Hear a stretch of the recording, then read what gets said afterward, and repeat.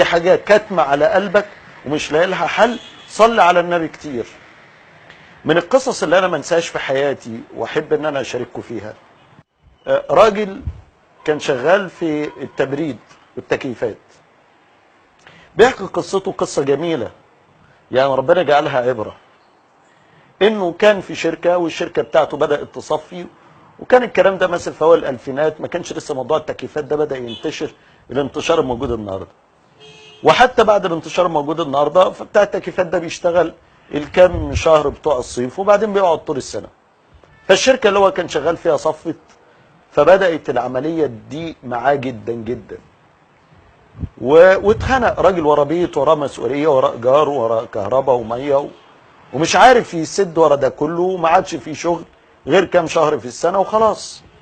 فحضر مره درس في جامع، فسمع شيخ من المشايخ بيقول حديث ابي بن كعب ده: اذا يكفيك الله همك ويغفر الله ذنبك.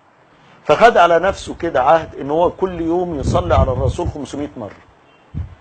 وفعلا كل يوم 250 الصبح 250 بالليل، كل يوم يصلي على الرسول عليه الصلاه والسلام 500 مره. فضل مستمر على الوضع ده 6 شهور.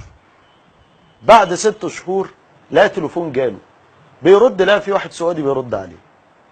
قال له: الباشمهندس فلان وفلاني. قال له: نعم. قال له: تبغي تسافر السعوديه؟ قال له: اه طبعا. قال له: خلاص تعالى قابلني في المكان الفلاني ونتفق. وراح واتقابلوا واتفقوا على المرتب وعلى العقد وعلى كل حاجه، وجاب له الفيزا، وفعلا الراجل سافر السعوديه. لما راح هناك خد 6 اشهر تدريب، وبعد ال6 شهور المدير ده عمل لهم اجتماع عشان يبدا يوزع: انت هتروح الطائف، وده هيروح خبر، وده هيروح المدينه، وده هيروح مكه، وده يروح الرياض كده يعني. فجه التكليف بتاعه ان هو يروح الطائف.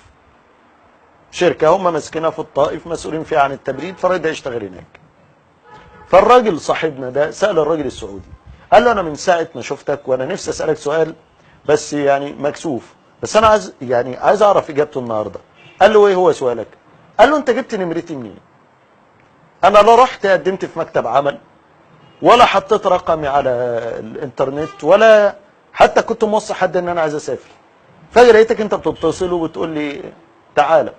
قال له: والله انا كنت دايما لما بنزل مصر بنزل عند واحد مصري صديق، فالراجل ده كنت كل ما انزل عنده بينزلني في اوضه كده، كان دايما التكييف بتاعها التكييف ما كانش بقى كويس ويبقى له صوت، الا المره دي لما نزلت تبريد كويس، الصوت هادي وجميل.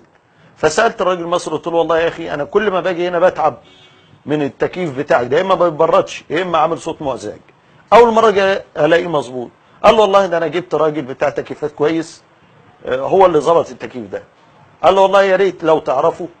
قال له: ده رقمه، هو لازق الاستيكر اللي فيه تليفونه على التكييف. فخدت الرقم واتصلت عليه. فالراجل المصري ده اتأثر يعني وبكى. فالسعودي سأله: انت بتبكي ليه؟ قال له: اصل انا جيت هنا ببركة الصلاة على رسول الله.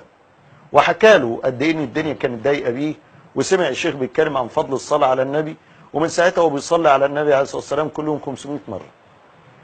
فما كانش متصور ان هو هيتنقل النقلة دي. فالراجل السعودي قال له: طب بما انك جيت هنا ببركة الصلاة على رسول الله، فهات التكليف بتاعك، وبدل ما هتروح الطائف خد. واداله تكليف يروح المدينة النبي عليه الصلاة والسلام. وبيحكي الراجل ده ان هو فضل عايش شغال في السعودية 15 سنة، شغال في مدينة النبي عليه الصلاة والسلام، وكان نازل في فندق في شارع السلام اللي هو مواجه للقبة الشريفة، وكان بيصلي على مدار 15 سنة 5 فروض في المسجد النبوي الشريف. شفتوا قد ايه يا اخوانا الصلاة على النبي جميلة؟ وشفت قد ايه لما تبقى مهموم او حزين او عندك كرب، الصلاة على النبي عليه الصلاة والسلام تزيل الهم. من صلى علي واحدة صلى الله عليه بها 10. فاجعلوا ألسنتكم تلهج بالصلاة عليه يكشف كربكم ويزيل همكم. اللهم صل وسلم وزد وبارك على سيدنا محمد عدد أنفاس ما خلقت ومن خلقت ومن ستخلق إلى يوم القيامة. السلام عليكم ورحمة الله وبركاته.